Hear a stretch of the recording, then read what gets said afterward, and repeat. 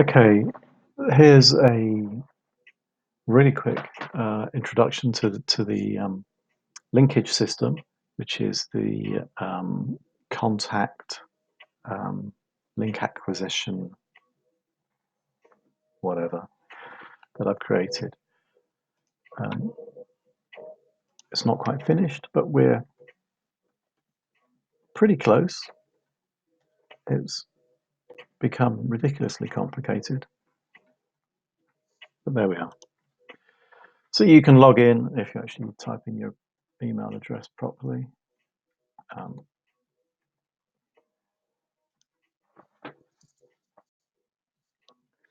And here is the initial dashboard. So the major taxonomy of the system is that we have teams. So this allows various users to work together, or if you're just working on your own, it allows you to demarcate your work in a section of teams. Now, a team contains projects, and each project is related to a site. Ideally, you would create a team for a site. So here we can see we have the Christmas team, and the Christmas team happens to have 4 projects in it, and I've listed the 4 projects here. Here are some other boilerplate things that I've put together. One for culinary schools, which is a site I worked on years ago. Oops, let's go back to the dashboard.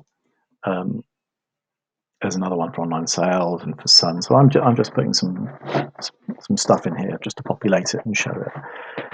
The idea is that you'd have your team for Christmas, and within the Christmas team, you might have different projects to cover different aspects of the link building or the content or the contact management that you want to do. So here you can see I've done broken link building, a specific one using example.com, so links going to example.com. You'd research the backlinks and go and contact them. I've got a guest post idea here for Christmas decorations and another one for Christmas wrapping. So you can have as many teams as you want. You can have as many projects as you want. A project belongs to a team, and each project has a site. So in this case, this team is dedicated to Christmas. Each one of these projects will have the site as christmas.co.uk. So what happens? The idea is you have a prospect or some prospects that you wish to get a link from. How you get your prospects in is up to you. It may be via SERPs, so you can. Actually, I think I broke this the other day. Let's see. Okay, there's nothing there. So we could do a search on Christmas baubles. Okay, we get the SERPs back, and we can then save them. So we're just going to save these SERPs into a project. So the project we will save it to will just be Christmas decorations. And we're just going to save the whole lot. Oops.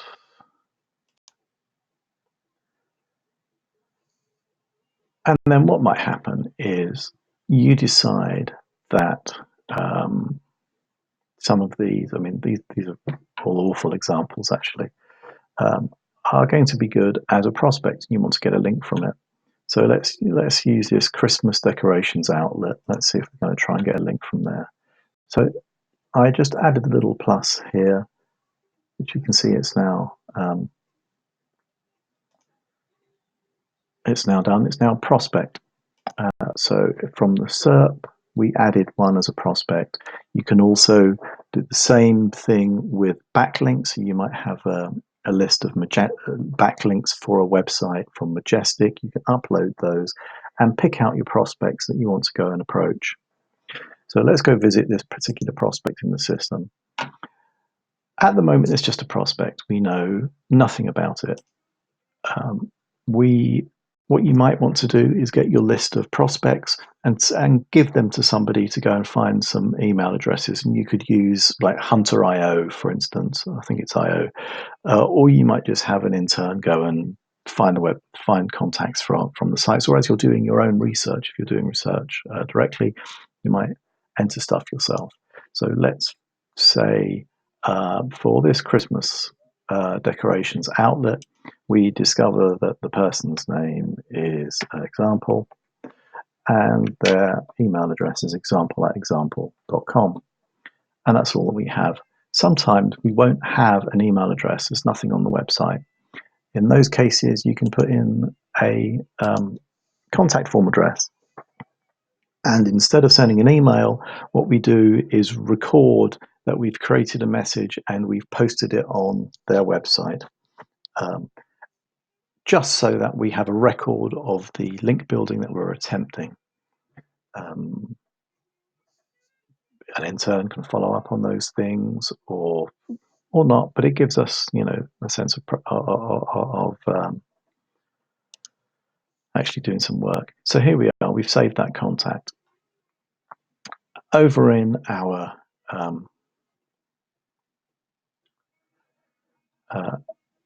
for this prospect,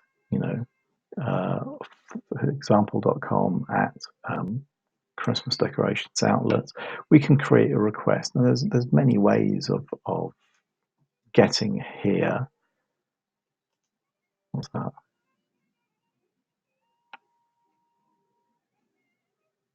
That's an old message for that user. Don't worry about that. Oh, see, so there is a messaging system as well, an internal messaging system, so that if there are errors coming back from emails that they've sent out, they can see it. If there are content requests, they could be listed there. You can push certain to-dos to people.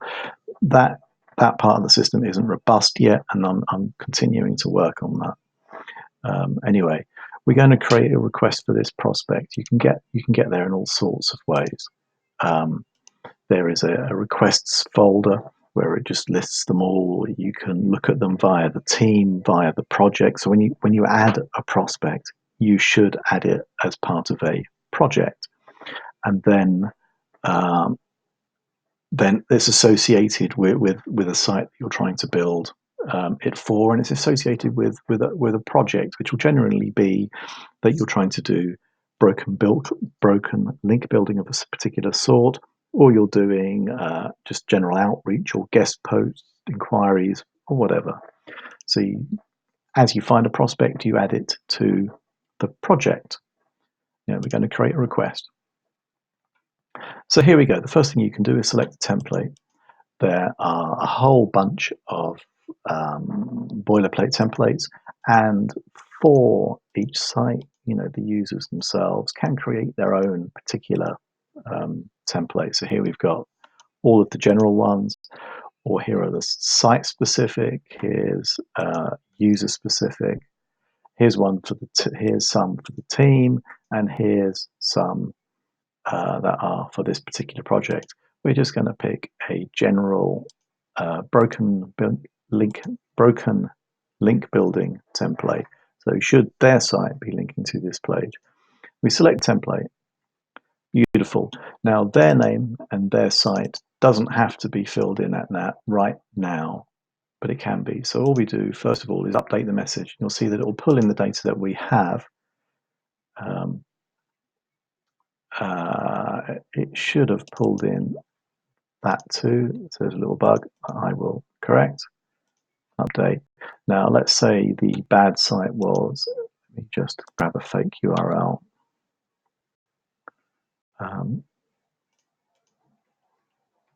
This is just stuff for me to test with. Oops, that's not their name. Their name doesn't have to be filled in right now. That can happen later. Let's update that message. So all of these things, but their name, bad site, my site, in here initially would have just been there in capitals, so that we change them. Let's update that message. It's fine. The their name can be replaced later. In actual fact, for this site, we've already added the contact stuff. Anyway, so I updated the message several times. Once I was happy with it, I hit create. So now we can select from the SMTP accounts that this user is allowed to use. So I'm just going to select mail trap, so it won't actually try and be sent. In fact, because this is the test system, it would just go to my own Gmail account. But we use mail trap because mail trap is pretty useful. So I hate starting sentences with words. So sorry, there's some boilerplate there. We already have the contact that we're going to use, so we will select that. Otherwise, you would enter it. Here is a whole bunch of boilerplate nonsense that I need to hide from you, well, from everybody.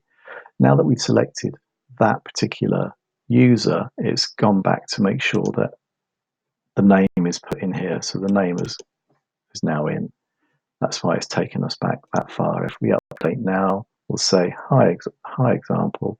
Their site, again, hasn't been updated, so that's a bug that I need to fix.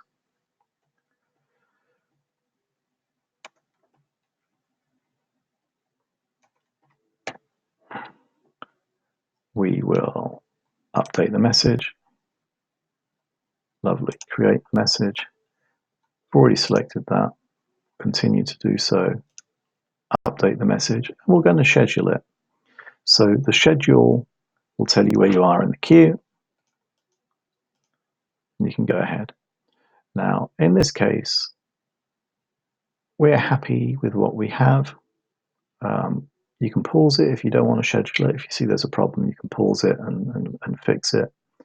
Or in actual fact, you can skip the queue and just hit go. When you do that, it takes a few seconds because it opens an SMTP connection to the server, wherever that is, and then sends it off. So that's now been sent.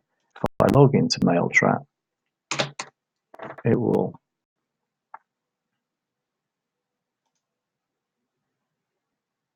already be there. So we've received it. This is stuff because it knows I'm admin and it puts the extra bits and pieces in. But you can see here's the message. I visited blah, blah, blah, blah, blah. And I've put a footer in there for this particular email. Well, that you can sort all that stuff out with your templates. So you can see here that we have the request part working as far as you can schedule an email, you can send it, you can enter their contact details. There can be multiple contact details for a site, and there's templates that can be used and entered. There's SMTP stuff working. So we have a very robust working system that still needs a whole lot of fine tuning to make it work as we really need. But more than the bare bones are there. And now I'm waffling because I have no idea how long I've been talking. Anyway, that's where we are with the system at the moment. The things that I still need to work on are organizing the way content is required, and importing backlinks from Majestic and at Hrefs, and things along those lines. The whole system where you have sites, projects, teams, which took so much work to get right, that's now all done, as am I. Thank you for listening.